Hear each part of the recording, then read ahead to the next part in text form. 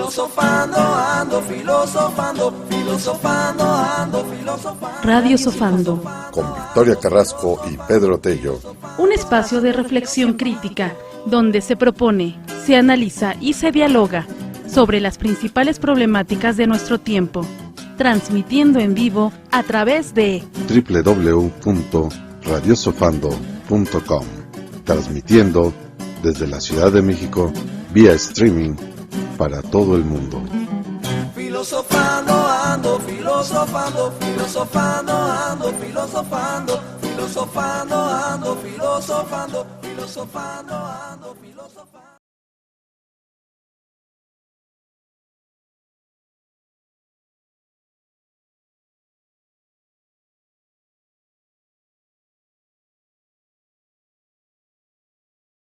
Pues muy buenas tardes para todo el público que nos escucha en Radio Sofando y para el público de Dianoya y Paideia. Pues estamos platicando con la doctora Hilda Salmerón, que pues es catedrática de la Universidad Nacional Autónoma de México, y pues además tenemos el gusto de platicar con ella porque va a participar en el primer Congreso Internacional Virtual que está organizando Radio Sofando con motivo de los 10 años que tenemos ya al aire y con ya como programa y con los 7 años ya como estación.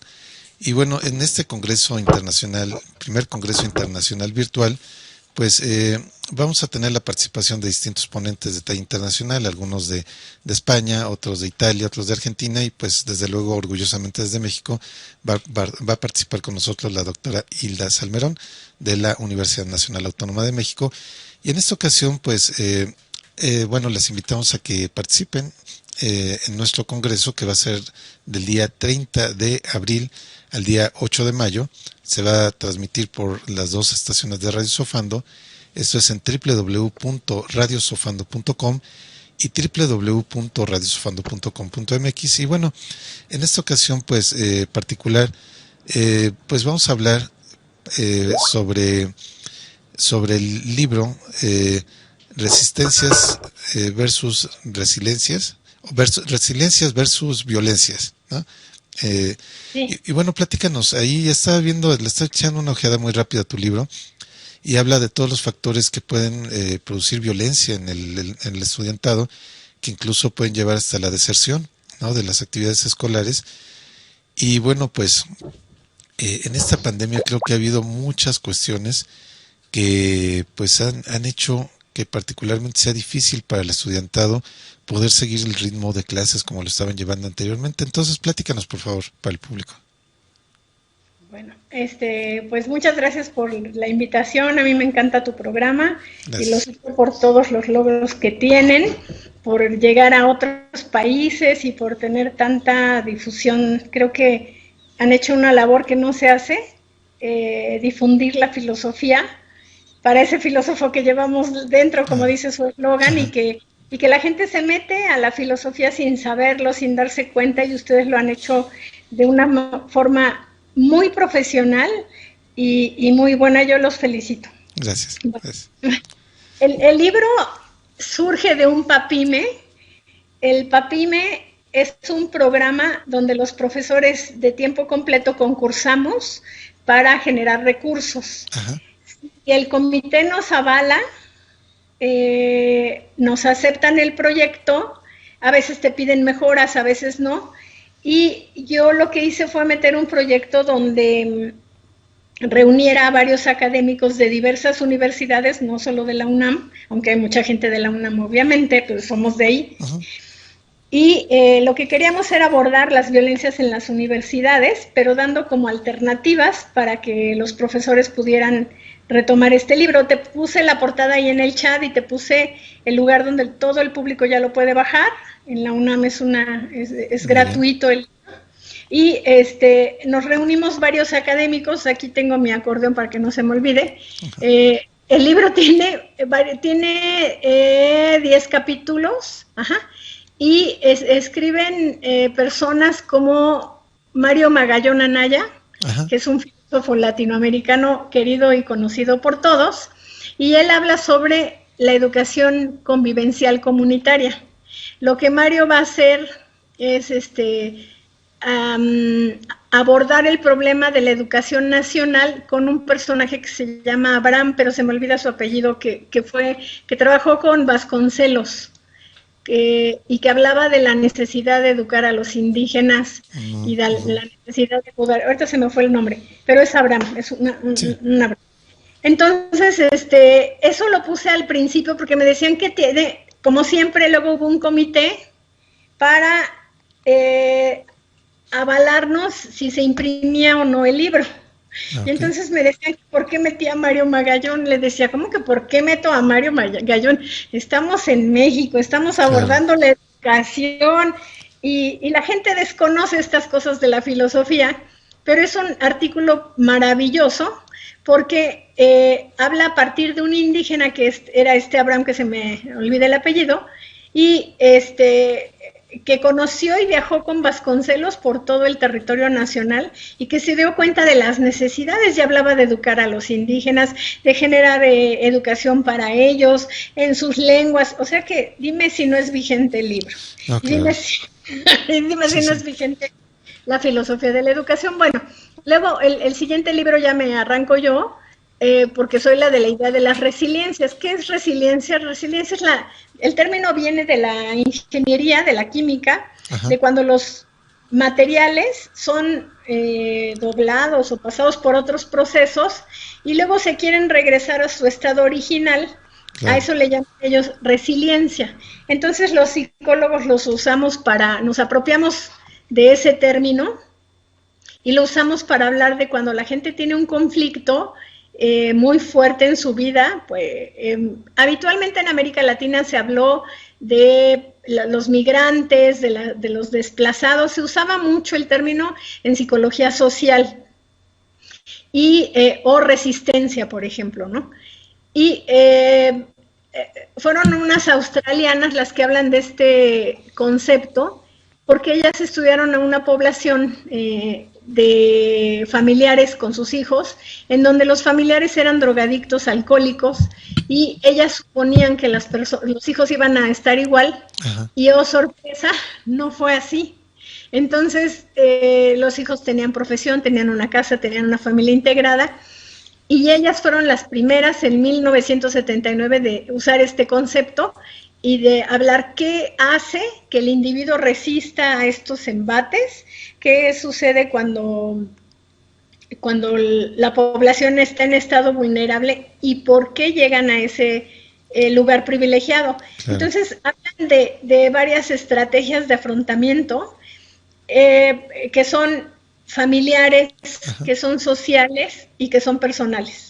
Y que obviamente en la medida en la que los jóvenes adolescentes, que son los que tienen más peligro porque ellos todavía no tienen una identidad conformada y se dejan ir por la influencia de los amigos y es macho el que toma más y el que fuma más, claro, y el que le hace más a las drogas y pueden poner su vida en peligro. De hecho, muchos adolescentes mueren así.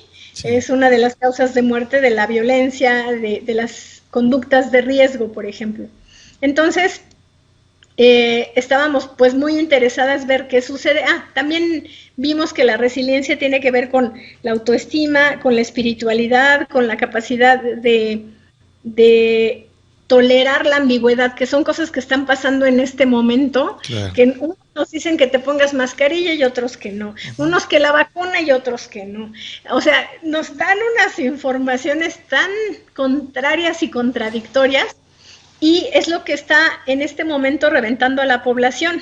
Una, el aislamiento y la información que no se sabe para cuándo. Nos la han dejado ver así como muy suavecito de que, bueno, de aquí a marzo y luego en marzo te aseguro que nos van a decir, sí, a julio. Uh-huh. Y bueno, esas son las capacidades de los sujetos a afrontar estos conflictos, estos problemas. Y sí, la conducta contraria sería como hacerme la víctima, yo siempre sufro y yo no me pude ir de viaje y yo quería y no me puedo reunir con los cuates, o decir, bueno, el problema es gravísimo, es a nivel mundial, hay un problema, porque sí hay un problema, ajá, uno el virus y otro los gobiernos, pero bueno, las administraciones que no se dan abasto con la población, que no previeron una serie de cosas y estamos los sujetos ante un problema. ¿Cómo nos vamos a comportar de manera que no afecten mi vida o la afecten lo menos posible y que yo afecte en nada o lo menos a los demás? Sí, mira, Bueno. fíjate que ahora que hablabas de la resiliencia, por ejemplo, en la construcción ya se ocupa el término de resiliencia cuando es la capacidad de una ciudad de recuperarse de algún desastre. Por ejemplo, un terremoto, una Exacto. inundación. Y yo eso trato de entenderlo a nivel personal, por ejemplo, las pequeñas tragedias o las grandes tragedias, que puede ser, por ejemplo, que a un joven que tenía toda la trayectoria, todas las ganas de estudiar, de repente se le muere el papá. Entonces, eso, por ejemplo, quizá una institución tan grande como la Universidad Nacional Autónoma de México no tenga quizá los mecanismos para detectar uno por uno cada caso, ¿no? Quizás sí los tenga en algunos casos, quizá no, pero esto que hablabas, por ejemplo, de comunidades que han tratado de salir adelante sin necesidad de caer, por ejemplo, en la pues autocompasión o autoflagelarse, sino decir, pues ni modo, ya pasó todo esto, pues vamos a ver cómo salimos, ¿no? Porque efectivamente ahora creo que es el mejor ejemplo ahora en la pandemia que hay muchísima información, todos nos dicen que sí y de repente ya no, y algo pasó y nos decían, ya están las vacunas y de repente las vacunas, pues quién sabe, porque las vacunas ya se retrasaron y ahora en Europa dicen que pues van a retener la producción de vacunas que se hagan allá para que le den prioridad a los europeos, en fin, una serie de cuestiones que hacen pues que haya mucha incertidumbre en el futuro, ¿no? Entonces, como bien comentas, ahora uno de tus campos es la psicología, además de la filosofía. Creo que pues mucho de eso ustedes lo ven, lo trabajan diariamente, el asunto de cómo la gente va adaptándose a esas pequeñas tragedias o grandes tragedias, grandes desastres que pues pasan de la puerta para adentro de la casa, ¿no? Y a veces el docente no sabe toda la historia que hay detrás de los estudiantes, y más ahora con la pandemia, pues simplemente se ve detrás de una cámara, ¿no? Entonces, si de por sí el contacto diario puede ser difícil que un grupo, no sé, de 30 o 40 personas, o varios grupos de 30 o 40 personas, por ejemplo, como filosofía se da en materias y hay una materia, hay un maestro para cada materia, pues hace muy difícil que un maestro se pueda involucrar en la vida particular de una persona y, por ejemplo, poderlo asesorar. Entonces, por eso creo que tu libro se me hace fundamental, medular en este momento, porque toca un punto de la resiliencia, la forma de cómo se podría ir recuperando una persona, sobre todo hablando en esta etapa particular, que todavía hay conceptos de la personalidad que aún están en formación, hay cuestiones de inseguridad propias de la edad, hay cuestiones incluso de inestabilidad económica porque pues la gran mayoría dependen de los padres, ¿no? Entonces todo eso es algo que muchas veces no nos detenemos a pensar, ¿no? Y que está detrás del estudiante y que pues recordaba una parte del libro que habla de que pues todo esto puede llegar incluso a la parte de la deserción escolar, ¿no? Entonces, si nos sigues platicando de eso, por favor, es que perdón, te interrumpí porque se me hizo muy, muy interesante verlo ya aplicado, ¿no? Como lo tienes. Sí, no, tu aporte me encantó porque pues me da pie a seguir hablando, y sí es cierto, ¿no? La pandemia más la universidad. Fíjate que dos cuestiones que los sujetos valoramos mucho es lo que estudiamos y en lo que trabajamos. Eso nos da una valía porque habitualmente hacemos lo que nos gusta, eso genera placer, genera prestigio social y tu autoestima pues se eleva, ¿no? Te sientes reconocida, te sientes citada.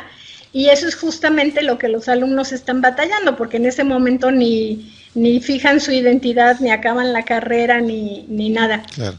Por eso es tan peligrosa la deserción, porque ¿hacia dónde irían? Y no es nada más que una carrera te dé dinero, porque eres una de los móviles para hacer una carrera. Claro.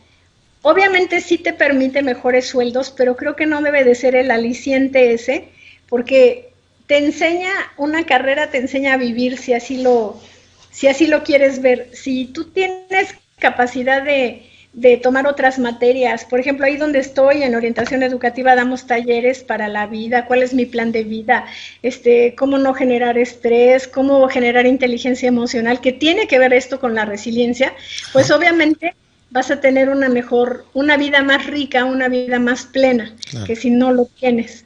Entonces, bueno, es muy importante en esta etapa y en todas estar como atentos hacia cómo puedo contar con esto, cómo puedo salir adelante.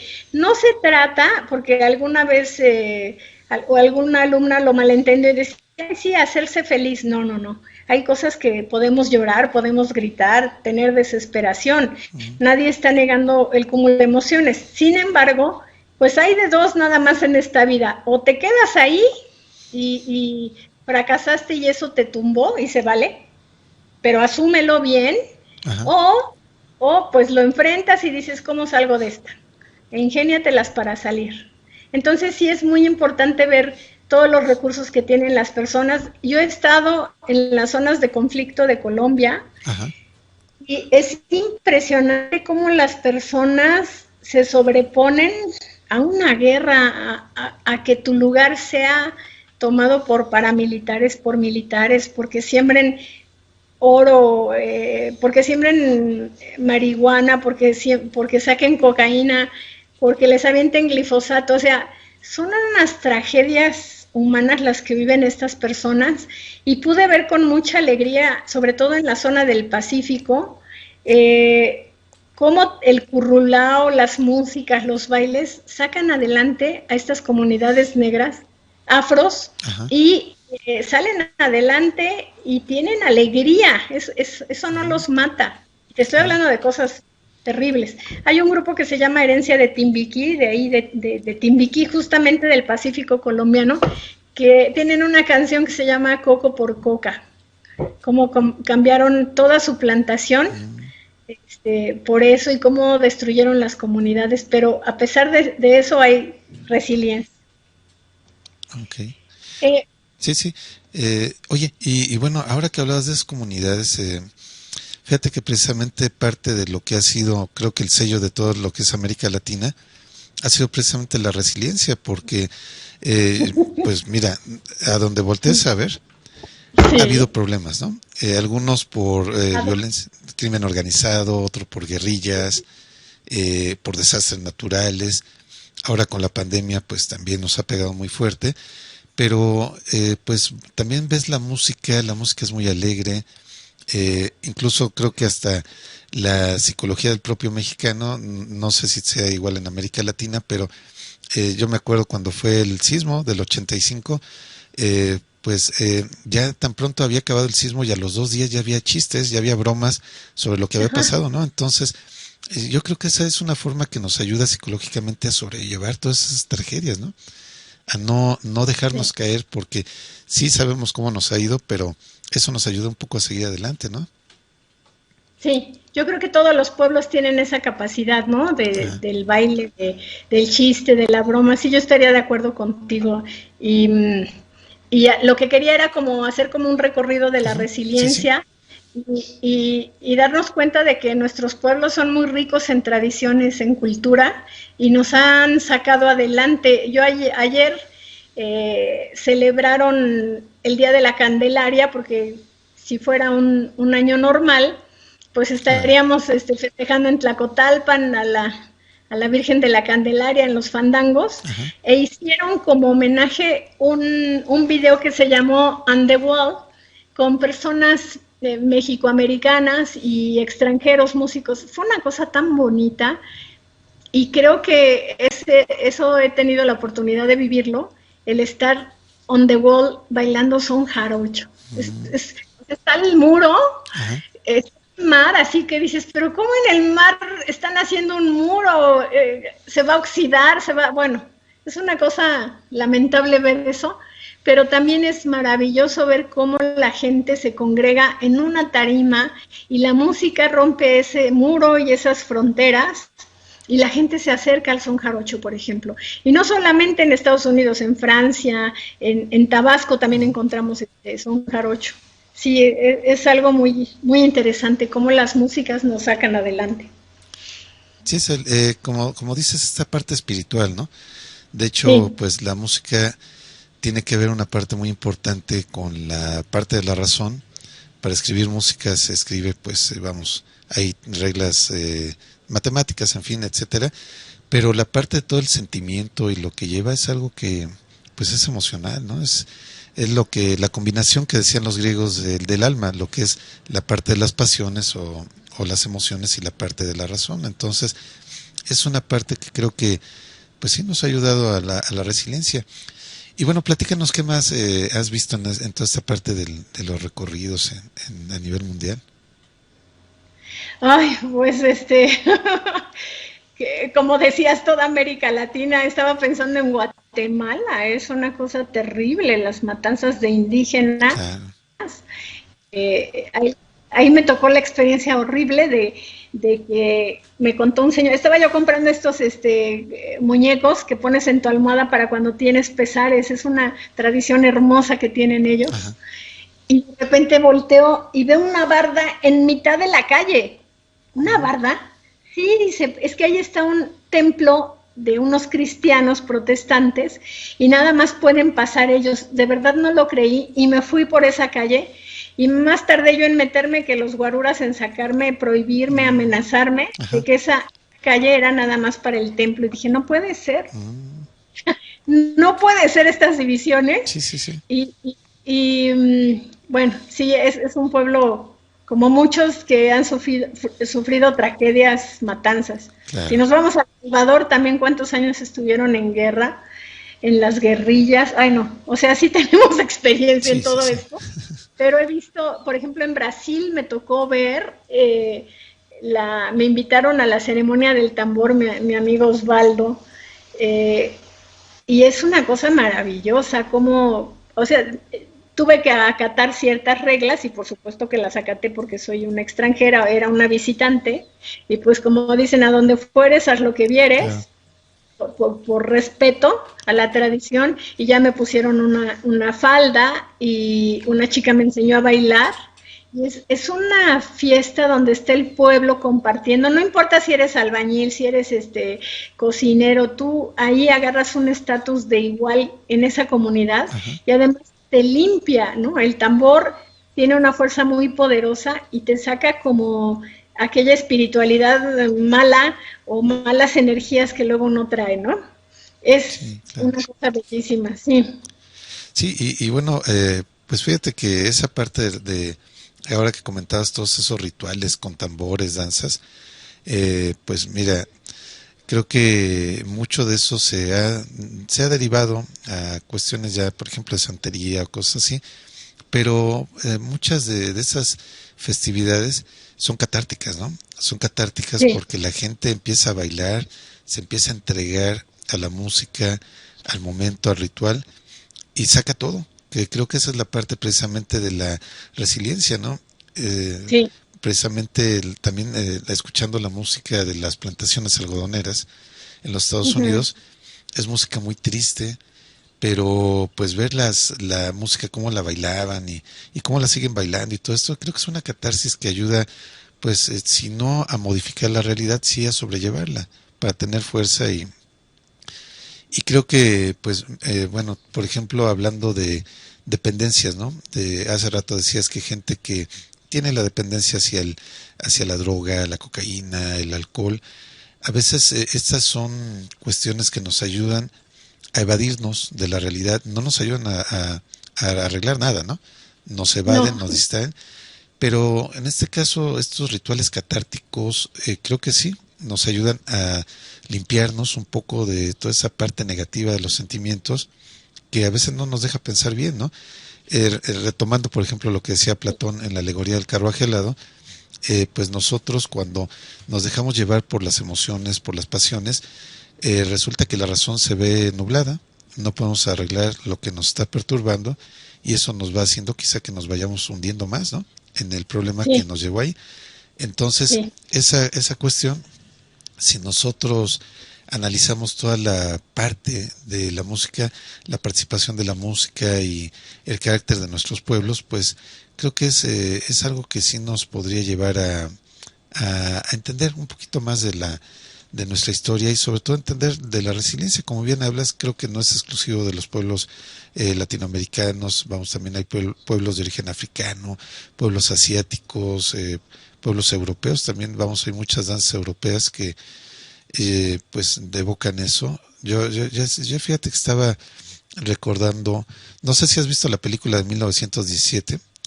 En esa película de 1917 es nueva, pero hay una parte donde pues va corriendo una persona, tiene que entregar un mensaje de que no ataquen un lugar porque es una emboscada, pero hay una parte donde están ya muy ya muy deprimidos los soldados, han estado matando gente y se ponen a cantar todos juntos. Es una canción triste, es una canción inglesa tradicional, pero creo que esa parte es muy ilustrativa de lo que platicas, porque están cantando antes de la batalla. Entonces eso es una forma de hermanarse y es una forma de entender que quizá pues de ahí varios ya no regresen, pero yo viéndola ahí decía, es que bueno, cada pueblo tiene su propia tradición musical, su propia identidad, y pues bueno, esto es algo de lo que nos has venido platicando, ¿no? Sí, sí, es muy interesante. Ahorita que decías de otros pueblos, también recuerdo el pueblo en Bolivia, pues es un pueblo eminentemente minero. Claro. Y allá usan mucho la hoja de coca, que aquí no conocemos. Allá es como, pues bien visto que esté uno masticando coca, no hay ningún problema. Pero en la época de la colonia la prohibieron y los trabajadores se reunían en la mina, le rezaban a un tío y compartían la hoja de la coca. Era como un ritual para desearse suerte, para pedirle al tío, que es el dueño de la mina, que pues que los proteja, que los cuida de animales, de infecciones, de derrumbes y de todo lo que puede haber. Y era una festividad. Llegaban ellos a las 5 de la mañana para hacer ese ritual y a las 6, 7 ya empezaban a trabajar. Okay. Entonces, cuando lo prohíben, baja la productividad, no rescatan los minerales que ellos buscaban. Y entonces la Inquisición dice, bueno, otra vez regresamos al punto. Okay. Sí, es muy interesante. Y bueno, están escuchando Dianoya y Paideia, estamos hablando con la doctora Hilda Salmerón sobre su libro Resiliencia versus Violencia, y es un libro editado por la UNAM, y que bueno, también les vamos a dejar la liga al final en el evento de Facebook para que puedan ubicarlo en línea para los que así lo prefieran. Y pues saludamos a toda la gente que nos está escuchando desde la Ciudad de México, desde territorio alemán, desde España, desde Italia, desde Argentina, desde Rusia, desde los Estados Unidos. Y bueno, pues antes de salir al corte estábamos platicando con la doctora Hilda Salmerón sobre su libro y sobre todo este panorama de pues que le ha tocado vivir a la doctora, sobre las experiencias que han tenido otros pueblos, sobre la parte de la resiliencia, sobre cómo pueden ir sobrellevando estas pequeñas o grandes tragedias que, pues vamos, lo que me platicabas de Colombia, eso de gente que ha pues vivido en comunidades guerrilleras y que bueno, actualmente lo están juzgando algunos, ¿no? Por secuestro, cuando siendo que el Estado en ese momento pues es muy complicado porque no había forma de trabajar, no había ningún tipo de ingreso, y pues vamos, ahí era o participar en la guerrilla o salirse y ver qué pasaba, ¿no? Pero vamos, estadísticamente muy poca gente salió, ¿no? La gran mayoría tuvo que estar ahí, tuvo que participar en los cultivos de cocaína, en los secuestros, en fin, cosas terribles, ¿no? Y bueno, por favor, si nos sigues platicando del... Bueno, pues como ves es un tema que da para mucho, para lo social, para lo personal, para lo escolar. Sí. Un poco retomando esto, ¿qué sucede con los chicos de las universidades? Pues obviamente yo me enfoqué en la violencia porque a mí me impresionó el caso de un chavo canadiense que quería estudiar ingeniería y no entró a la carrera. Entonces fue a la Facultad de Ingeniería a matar chicas. Ah, caray. Porque decía que debido a las mujeres él no había encontrado el lugar. Entonces, digo, te puedo contar más casos así, pero lo importante es ver cómo esta misoginia y cómo esta violencia de género existe en todo el mundo y obviamente las universidades no son la excepción. Y tuvimos el caso más dramático que fue lo que llamó la atención con Lesbi. No sé si recuerdas que fue una chica que amaneció asesinada ahí por un teléfono y que decían sí. Que se había... pues fue como de los hechos más lamentables, pero que de alguna forma hicieron fue un parteaguas en la historia de la UNAM, porque a partir de ahí se empezó a generar un montón de denuncias, se generó también el protocolo para la atención a las víctimas de violencia de género, pero no fue suficiente. Y la UNAM pues sí tiene amonestaciones, sí ha habido movimientos como el de las mujeres organizadas que han tomado la Facultad de Filosofía por muchos meses, lo que quiere decir que no se está atendiendo el problema y que sigue la impunidad. Y en lo que a mí respecta, sí me importa la permanencia de los chicos, o sea, ¿por qué alguien no acaba la carrera? ¿Por qué salen de ahí? Y una causa es esta violencia. Hay un caso muy dramático para que me entiendan, porque luego dicen, es que exageran. Me han tocado reuniones con profesores que dicen, pero nada más las violan, es que... Nada más, ¿no? Exactamente. O he leído a feministas que dicen, ay, pues es que exageran. Yo creo que no podemos hablar así, creo que cada individuo... yo conozco, por ejemplo, personas que les han arruinado la vida, ahorita te platico ese caso, o personas que han entrado en un estado psicótico. Entonces yo creo que no se vale generalizar. Mira, yo di unas pláticas en una secundaria que está por el Ajusco, y ahí es como un CCH chiquito porque está en desniveles. Sí. Entonces, en la parte de atrás hicieron un hoyo los chicos y se iban de pinta y empezaban a tomar y le metían cosas a la chica, de tal suerte que la chica no sabía ni lo que había pasado. Y enfrente de la escuela había una serie de taxistas esperando pues a la chica drogada, ¿no? Imagínate.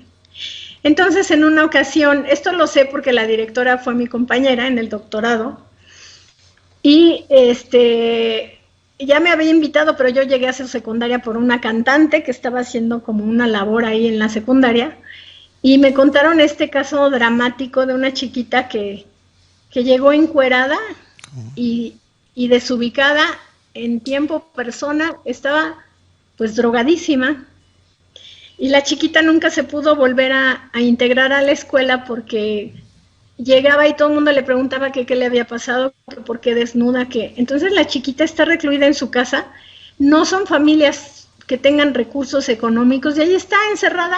Porque yo decía, bueno, pues que se cambie de escuela, pero ¿cómo consigue lo de los camiones? ¿Y quién la va a cuidar? O sea, le pueden arruinar la vida a las personas, por lo que Rita Segato, una antropóloga argentina que vive en Brasilia y que ha estudiado muy de cerca el caso de feminicidios, llama la pedagogía de la crueldad.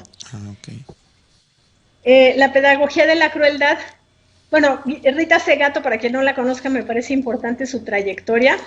Vive en Brasilia. Brasilia es un lugar hechizo, es la capital hechiza de Brasil, y es como nuestro Palacio de Chapultepec y el lago.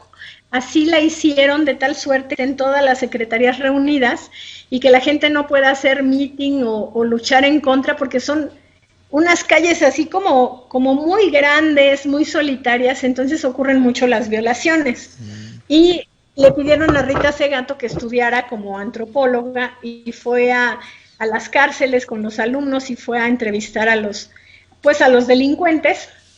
Después hubo un caso horrible en Guatemala, en donde los mayas van a preguntarle a los militares que cómo le hacen para legalizar sus tierras, y los militares los matan, se apropian de las tierras y de sus mujeres. Entonces las tienen como esclavas, digo, hablando de Colombia y de todo lo que pasó, también lo vivieron.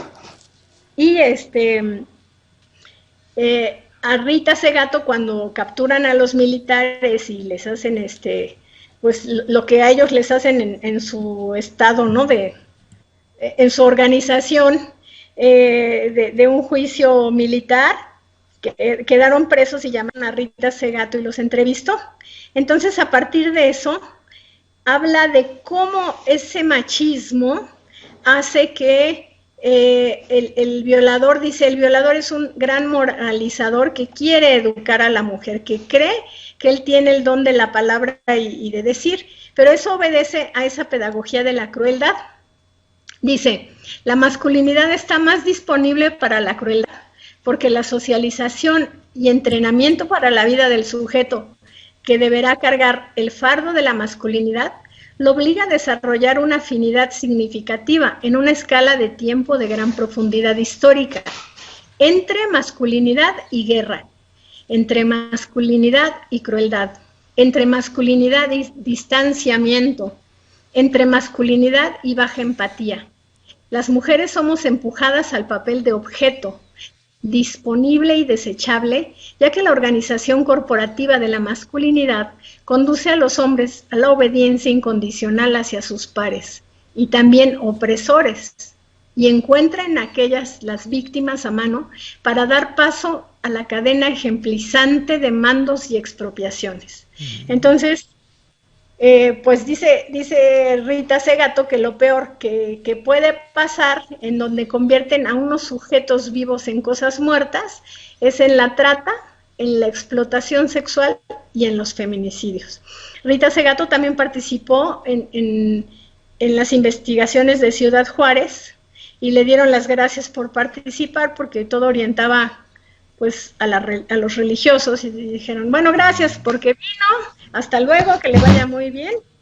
Y ha escrito muchos libros que se pueden bajar gratis de internet también. Ajá. Y que les recomiendo que la visiten porque justo creo que si no reflexionamos sobre el papel de hombre-mujer, que ambos tenemos roles muy estereotipados que no nos quedan a los seres humanos libres pensantes, entonces tenemos que buscar y reapropiarnos de esos valores, pero que sean nuestros, que no sean así como importados y que yo tenga que violar en la manada para quedar bien y no me importe lo que otra vida, porque yo tengo una madre, tengo una hermana, tengo una mujer o varias, ¿verdad? En el machismo. Pero yo lo que quiero decir y que quede claro no es que las feministas estemos en contra de los hombres. Lo que queremos decir es que necesitamos urgentemente hombres y mujeres una reconstrucción porque hay jueguitos que son bastante criminales, que son sádicos, que son crueles y que si de verdad hablamos de reformular las cosas, pues tenemos que empezar con el prójimo.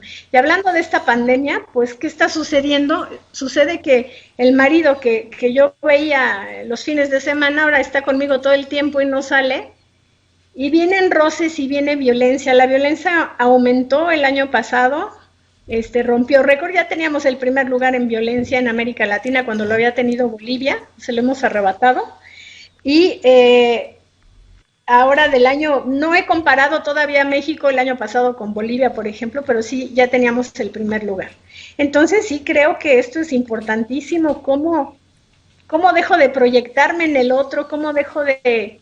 Cuando hay una relación tan cercana como de pareja, pues lo que hago es proyectar en el otro. Entonces esto es algo que sí se tiene que hablar y que te agradezco el espacio, sí. Porque nuestra sociedad está como muy enferma y creo que lo podemos cambiar. Creo que eso se puede cambiar. Sí, es que fíjate que ahora que comentabas todo esto, creo que efectivamente mucho de esto son relaciones de poder, ¿no? Relaciones de poder, relaciones de educación, pues, o de mala educación, ¿no? Porque, pues nosotros, y digo hablando de toda la sociedad, reproducimos aquello que nos educaron, ¿no? Entonces, claro. Solamente pues de hecho, también recurriendo nuevamente a lo que decía Platón en la alegoría de la caverna, pues solamente aquel que se da cuenta de sus propias cadenas o de sus propios procesos educativos, donde le dicen haz esto, no hagas el otro, un hombre no llora, un hombre hace esto, un hombre es fuerte, etcétera, etcétera, etcétera. Y de igual manera hay una sombra o hay una imagen para lo que debe ser una mujer, para lo que debe ser un hijo, para lo que debe ser, todo, ¿no? Entonces, en ese sentido, pues decía Platón que es muy difícil, ¿no? Y de hecho, si lo vemos en la práctica, enfrentarnos a todo nuestro proceso educativo, cultural, pues es un monstruo, pues, porque de repente somos señalados, ¿no? Alguien nos dice, oye, ¿por qué te comportas así si lo normal, ahí entramos en la aparente normalidad, ¿no? Nos dicen lo normal es que tú hagas esto, o que tu esposa haga esto, o que tu novia haga esto. Y todo esto, pues vamos, es cultural, es también temporal, va cambiando los patrones, los estereotipos conforme a las épocas, pero definitivamente si no hacemos una reflexión y de repente decimos, bueno, ¿por qué sí? ¿Por qué debo de hacer esto y por qué no lo otro, no?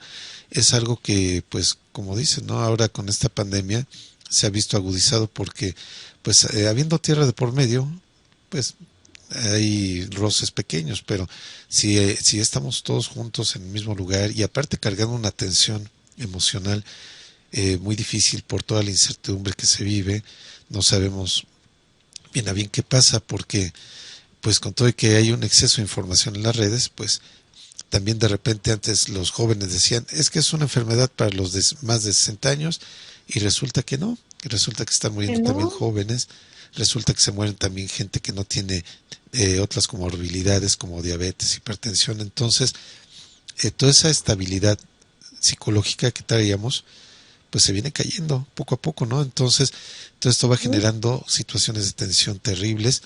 Y si eso le sumamos todo esto que nos comentas, que ya venía detrás, ¿no?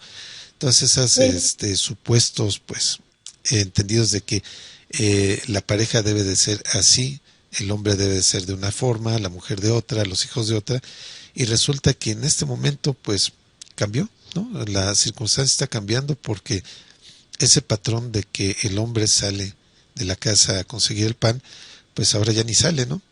Ahora ya tiene que estar en la casa, ¿no? Entonces, eso también, pues mira, no sé si a ti te haya sucedido o te hayas encontrado casos, pero yo llegué a conocer gente que era su vida, su trabajo, al punto de que cuando se jubiló, a los 3 meses se murieron, ¿no? Entonces, eso es algo que demuestra cómo los patrones de vida y de conducta que vamos teniendo son tan fuertes en nuestra forma de ser y de ver el mundo, que cuando algo cambia, pues hay veces que hay gente que dice es que no puedo vivir, y literalmente no puede vivir así, termina muriéndose, ¿no? Sí. Pues es lo que nos está tocando, tantas muertes tan cercanas. Sí. Al principio se veían así lejos España, Italia, después ya llegó a México y poco a poco hasta que ya nos está tocando más de cerca. Sí. Oye, y tu libro de Resiliencias versus Violencias, ¿habla también de estos aspectos o lo centras más en la comunidad estudiantil? Lo centro en la comunidad estudiantil, pero como te decía, ya nomás te había platicado de 2 capítulos. Ajá. Fíjate que el capítulo 6 lo hace una investigadora SNI, Adriana Sáenz Valadez, y ella es doctora y maestra en la Universidad Michoacana. Ella hace el capítulo el grupo juramentado y la violencia contra lo femenino, y ella, el capítulo que empieza a ver, lo hace porque en una escuela que tuvo, le tocó un chico que se castró, y se castró para que fuera aceptado en el grupo de americano. Entonces, obviamente eso a ella le dejó una huella profunda, y pues a partir de ahí se lanzó, ¿no? Creo que esto puede ser usado no solo en las escuelas. Ajá. Obviamente lo hicimos para las escuelas en el sentido de que nos patrocina una institución educativa. Claro. Y esta institución tiene que cumplir sus objetivos y pedirnos a los profesores que lo hagamos. Pero ese es, por ejemplo, otro artículo que está padrísimo, es el de Daniel Ernesto Escalante, que habla de la escritura autobiográfica como herramienta resiliente en la docencia. Y él se mete a la literatura, al cine, para hablar de tanto de violencia, para poner esos ejemplos, como de resiliencia, que también se pueden encontrar en películas. Luego hay otra maestra que es de Prepa 4, que habla de la resiliencia ante la salud de enfermedad, y aquí se arranca con Nietzsche, que bueno, a mí me encanta Nietzsche. O sea que, pues como ves, también puede ser usado para otros fines, no nada más la resiliencia en la escuela. Habla la maestra Ana Claudia Orozco de la cultura de la paz. Hay otra investigadora, la doctora Geisira, que viene de la Universidad Veracruzana, que habla del bullying, pero este artículo es muy interesante porque ella construye una escala en su propia universidad, o sea, no exportamos nada del extranjero. Y es muy interesante la visibilización de la violencia de género que la aborda la maestra Alma Rosa de la Escuela de Trabajo Social. Y bueno, ya te acabé de decir el capítulo, pero sí puede ser utilizado por todas las personas, lo pueden bajar de manera gratuita en la liga que te pongo. Ajá. Y yo no creo que les hiciera mal a las personas, al contrario, creo que para esta pandemia, sean o no universitarios, les va a servir. Sí, es que, bueno, de estos casos que comentas, pues bueno, yo creo que son algunos extremos, ¿no? Como de este joven que terminó castrándose para entrar a un equipo de fútbol, sí. Vamos. Yo no puedo entender, pues, qué pasó en su cabeza en ese momento para hacerlo, ¿no? Pero, vamos, todo esto creo que efectivamente, si vemos los términos de resiliencia, cómo se van aplicando a la propia gente, ¿no? Que pues va atravesando una postura muy difícil y hasta las condiciones de bullying, ¿no? Que esto también es otro capítulo del libro. El bullying, lamentablemente, pareciera que es una condición que se ha tendido a normalizar. Lo hemos tendido a ver como algo normal. Precisamente comentábamos aquí en otro programa de Radio Sofando sobre lo que es ya muy usual en las series de televisión norteamericanas, en películas donde se ve cómo le hacen bullying a los jóvenes, ¿no? Por ejemplo, Karate Kid empieza por eso, ¿no? La película de Karate Kid, porque le hacen bullying al protagonista, en fin. Entonces, hay muchas series donde se ve ya como algo normal, se tiende a normalizar, pero es una condición completamente, pues yo diría normal, ¿no? Vamos, yo no entendería cómo una institución educativa, por ejemplo, pues permita todo esto, ¿no? Y vamos, pareciera que en algunos casos las escuelas pues voltean a otro lado hasta que ya se vuelve un problema más fuerte, o en algunos otros casos no, pero digo, es una cuestión donde pues esto, viéndolo en el bullying, es algo que está en el ámbito sobre todo de los jóvenes, pero ya si lo vemos en el ámbito del trabajo, hay otro término, seguramente lo conoces, el moving, ¿no? Que es la violencia laboral, ¿no? Entonces, sí, que también lo abordamos. Sí. Entonces, esto también se me hace algo tan terrible porque ya es algo que también se normaliza, ¿no? Porque a veces dicen, pues si quieres, ahí está, ¿no? Y tienes que hacer esto. Y si no quieres, pues mira, afuera hay 30, 40, 50 personas que quieren tu plaza y pues tú decides, ¿no? Y todo esto lamentablemente ha también solapado y cobijado también hasta violencia sexual, ¿no? Que es lo peor. Entonces, sí, claro. Entonces también tocan el tema del moving en el libro. Sí, porque obviamente al hablar de violencias en las escuelas, pues se habla de los alumnos, porque son nuestra preocupación, pero también se habla de los profes, o sea que ellos cometan los abogados diferencian entre acoso y hostigamiento. El acoso se da entre pares y el hostigamiento se da de un jefe a un empleado, del director al profesor o del profesor al alumno. Entonces, sí es más frecuente de lo que pensamos para alumnos y para profesores. Y para el público que nos escucha, pues sabemos que tú tienes una trayectoria muy amplia dentro del campo de la psicología, también dentro del campo de la filosofía. ¿Qué podrías recomendar a una gente que tiene un momento difícil? ¿Cómo poder superarlo todo esto? Pues vamos, ¿cómo poder si es algo que se puede aprender, la resiliencia, pues hay técnicas. Por ejemplo, hace rato hablabas de la música, que es una herramienta estupenda para poder manejar las emociones. ¿Tú qué le podrías recomendar a la audiencia? Ay, pues yo, una terapia. Hay terapias de todos los colores y sabores. Y la UNAM también da terapias gratuitas. Hay asociaciones que tenemos también consultas. Hacer yoga, hacer ejercicio, pero yo creo que sí trabajarlo, porque violaciones y traumas así son muy fuertes, claro. Y no todos los individuos no tienen el mismo nivel de resolución de problemas. Entonces creo que hay que ser empáticos y hay que solidarizarse, y creo que es importante que los profesores sepan alguna técnica. Ya está por salir un libro también mío, que luego ya te andaré tocando para que me inviten. Sí, claro. Es el protocolo de atención a las víctimas de violencia, y es para todo público, para profesores y no profesores, para especialistas y no especialistas. Y lo primero que debemos de hacer si nos toca una víctima es no tocarla. No tocarla. ¿Y si esto cómo es, para entenderlo? Lo que pasa es que una víctima de agresión sexual, de violencia de género o sexual, está reducida. Lo que hicieron fue someterla a tal punto que como que se va de su cuerpo. Entonces, si nosotros por darle un apapacho, un abrazo, la podemos acabar de quebrar. Ok. Entonces, ni siquiera tocarle la mano, no, a menos que le pidas permiso, a menos que puedas hablarle y decirle, lo haces. Hay gente que dice, es que si a mí me tocan, yo no estudié psicología.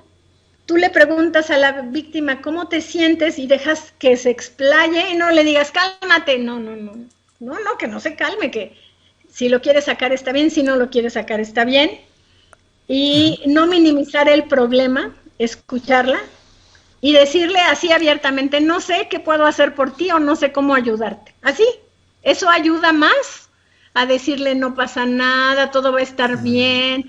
Eso es pésimo, porque hay que escuchar cómo se siente si es que quiere hablar. Si no quiere hablar, se respeta. Si quiere denunciar, se respeta. Si no quiere, también se respeta, porque sabemos que, y eso es lo que más duele a las víctimas, la impunidad. Claro. O sea, el Estado no ha tomado las acciones que se ha comprometido a tomar desde Belém do Pará, desde la ley administrativa de acceso a las mujeres a una vida libre de violencia, del protocolo de género. O sea, si el Estado no se compromete a hacer todas las medidas que ya dijo que iba a hacer, esto no va a caminar. Claro. Pues, oye, y ahora que hablabas también de terapia, creo que también muchas veces la familia también debe recibir terapia, ¿no? Sí, claro. Porque pudiera parecer que esto es solamente de la víctima, pero no, o sea, a veces afecta a todo el núcleo familiar. Bueno, sí. y bueno, ya estamos ya muy cerca de acabar el tiempo, se nos fue rapidísimo esta plática. Sí. Y bueno, ¿dónde pueden comprar tu libro? ¿Está disponible en las librerías de la UNAM? No, es gratuito. Y lo bajan de la liga, es gratuito y lo bajan de la liga que te di, ahí de la UNAM, o de mi página psicoterapiaintegral.com. Esa no le he puesto, pero ahorita te la pongo. Ok, psicoterapiaintegral.com. Ahí buscan, y ahí está la liga también. Es gratuita. Ahí está la liga. Ok.